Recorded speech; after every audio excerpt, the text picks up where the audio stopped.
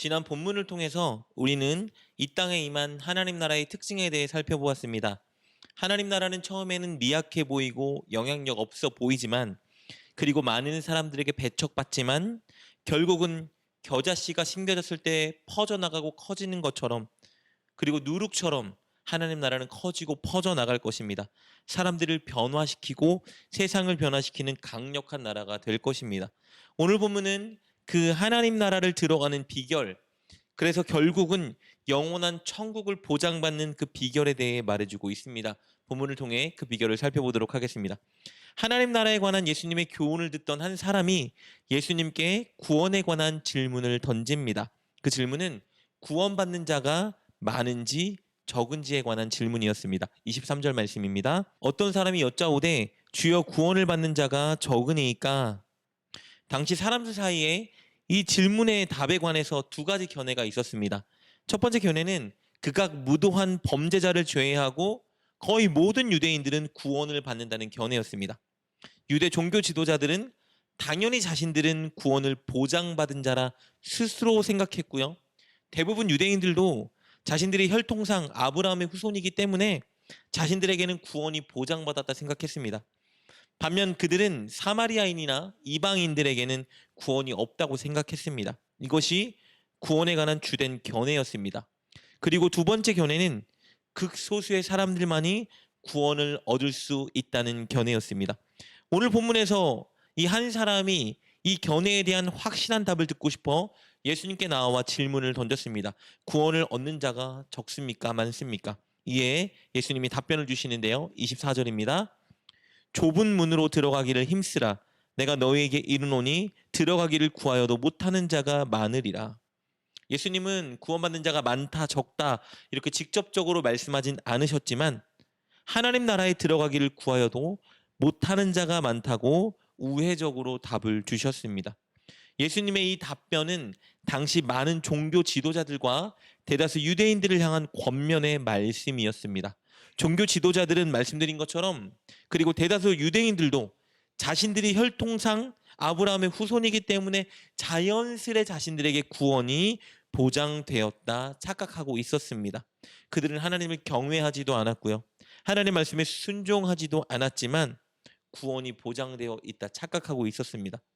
혹은 어떤 이들은요, 예수님이 전하는 천국 복음을 들었고 그 말씀에 벅찬 감격과 도전을 받았었기 때문에 자신들에게는 분명히 구원이 보장되어 있다 생각했습니다. 주님은 그들을 향해 경고하십니다. 26절 27절입니다. 그때 너희가 말하되 우리는 주 앞에서 먹고 마셨으며 주는 또한 우리의 길거리에서 가르치셨나이다 하나 그가 너희에게 말하여 이르되 나는 너희가 어디서 왔는지 알지 못하노라. 행악하는 모든 자들아 나를 떠나가라 하리라. 주님은 마지막 심판 때에 천국문 앞에서 그들에게 이렇게 말씀하실 겁니다. 나는 너희를 알지 못한다. 행악하는 자들아 나를 떠나라. 예수님은 아브라함의 후손이라는 육신의 혈통이 그들에게 절대 구원을 보장해 주지 않는다 말씀하십니다.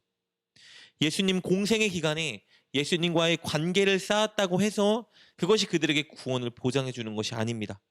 예수님과 함께 식사했다고 해서, 예수님이 전하시는 말씀을 들었다고 해서, 예수님께 가르침을 받았다고 해서 그저 구원을 보장받지는 못한다고 말씀하십니다.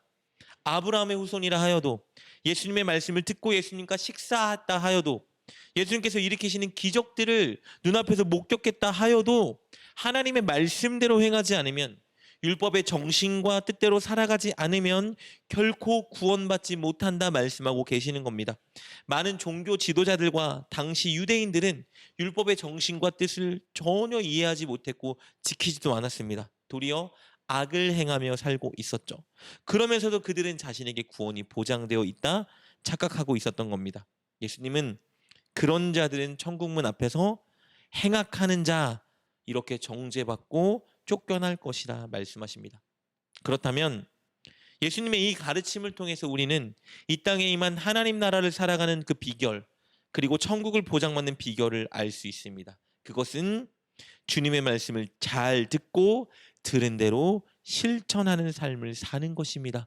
이것이 구원의 조건입니다. 오해하지 말아야 되는 것은요, 이것은 행위 구원을 말하고 있는 것이 아닙니다. 진정한 믿음을 통한 구원을 말하고 있는 것입니다. 하나님을 아버지로 믿는 자, 예수님을 구주로 믿는 자들은요, 반드시 말씀을 순종하고 따라 사는 삶이 동반될 수밖에 없기 때문입니다. 그런 자들은 분명히 아름다운 성품과 그로 인한 열매를 맺게 되는 것입니다. 그래서 하나님을 경외하지도 않고 하나님 말씀에 순종하지도 않으면서 그저 자신의 혈통과 예수님과의 경험을 내세우며 구원받았다 착각하는 자들은 구원을 받을 것이 아니라 심판받게 될 것이라 말씀하시는 겁니다. 참 믿음이 없었던 것이 드러나기 때문입니다. 반면에 혈통상 아브라함의 후손이 아니어도, 공생의 기간 예수님과의 추억이 없다 하여도, 혹은 세상의 기준으로 볼 때 구원받을 만한 자격이 없어 보이는 자라 하여도 진정한 믿음을 가진 자들은 모두 구원을 받게 될 것이라 말씀하십니다. 당시의 종교 지도자들과 유대인들은 그들 주변에 살던 가난한 자들, 소외받은 자들, 귀신과 병에 눌린 자들, 그리고 이방인들에겐 구원이 없다 생각했습니다. 그런데 예수님은 오히려 그들 중에 진정한 믿음을 가진 수많은 사람들이 천국 잔치에 참여할 것이라 말씀하십니다. 왜냐하면 그들은 세상이 요구하는 스펙은 없었지만 하나님을 경외하며 하나님 말씀에 순종하는 삶을 살았기 때문입니다. 29절 30절 말씀입니다. 사람들이 동서남북으로부터 와서 하나님의 나라 잔치에 참여하리니 보라, 나중된 자로서 먼저 될 자도 있고 먼저 된 자로서 나중될 자도 있느니라 하시더라. 사랑하는 여러분, 구원은 믿음으로 받습니다. 하나님 나라는 믿음으로 가는 것입니다. 그냥 입으로만 말하는 믿음, 혹은 마음으로만 믿는 그런 믿음이 아니라 마음으로 믿고 행동으로 실천하며 살아내는 진정한 믿음으로 우리는 구원받을 수 있습니다. 예배를 드린다고 구원이 보장되지 않습니다. 헌금 생활 잘한다고 천국이 보장되지 않습니다. 하나님 말씀에 진정 순종하기 위한 애씀과 하나님의 성품을 닮아가기 위한 노력이 우리를 구원으로 인도해 줄 것입니다. 자비롭고 은혜롭고 노하기를 더디하며 사랑과 신실하게 삶을 살기 위해 실천하는 애씀이 우리를 구원의 길로 인도해 줄 것입니다. 섬기고 희생하고 베풀고 용서하고 참아주고 정직하게 살기 위한 그 노력이 우리를 구원의 길로 인도할 것입니다. 온전한 믿음을 향한 진짜 삶의 모습이 드러나는 참 믿음이 우리를 구원의 길로 인도해 주실 것입니다.